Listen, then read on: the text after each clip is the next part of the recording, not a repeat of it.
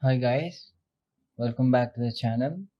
So this is just a small topic and it's just theory that is like don't give much importance to it. Just know it because I'm teaching you this because it's there in the book. This book which I'm following right now.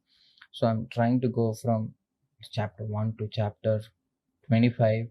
It's the last chapter and covering all the topics like the major topics and even the small topics.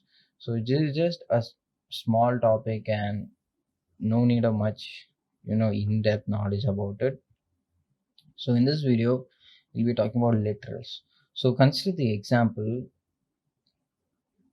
a is equal to 15. So in the Python compiler, when you type a is equal to 15, just know the theory behind it. A is called the variable and 15 is called the literal because 15 is a constant value. Nobody can change the value, right? One can change the value inside A, but 15 is just a constant value. So a literal is a constant value that is stored into a variable. So 15 is called the literal and A is called the variable. Now, literals can be of three types. The first one is numeric literal. So we all know the integers, float, hexadecimal, octal, binary, complex. So all these are numeric literals.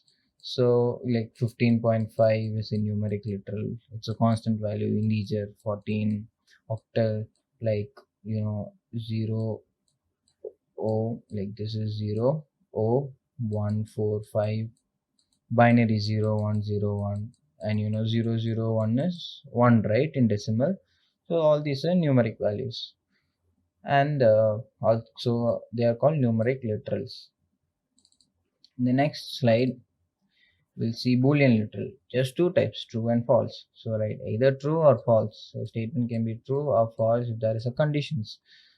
If statements we'll see in the later videos, but bool literal is true and false. The next string literals.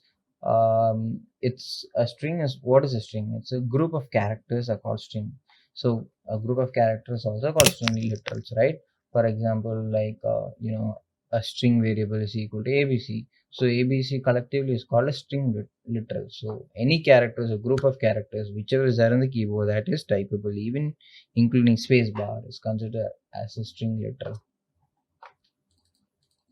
And next we'll see this another small topic, escape characters.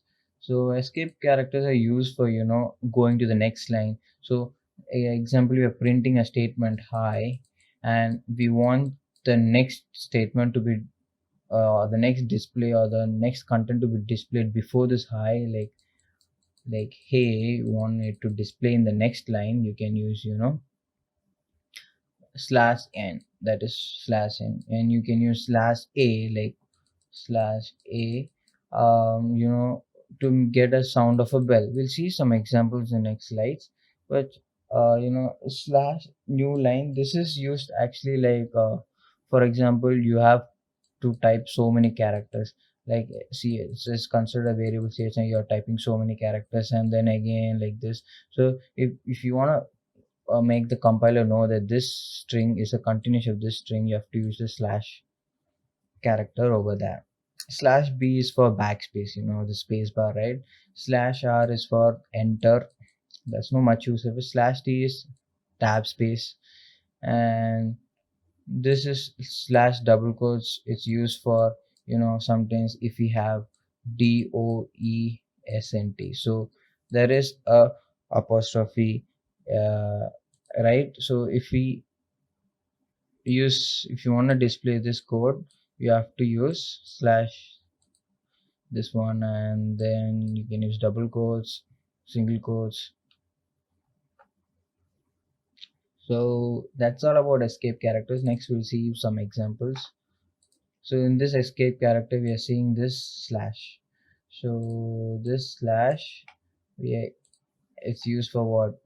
We have like multiple lines, and I'm just typing these two words separately, and we want the compiler to know that this is a continuation of this, so we can use this slash, just a single slash. Okay, and then in the next example we are seeing this one, double slash. So double slash is just to display single slash. So if you want to display this slash, you have to use a backslash. It's called escape character, right? So that's all about escape characters. So if you want to print this, you have to use this. Even if you don't, you can simply put this also, no problem. It will be displayed if you are writing it in a straight, in a single line, right? And then here we have a vertical tab. So what happens is, here you see this vertical tab, so this will be printed next line with a vertical tab space.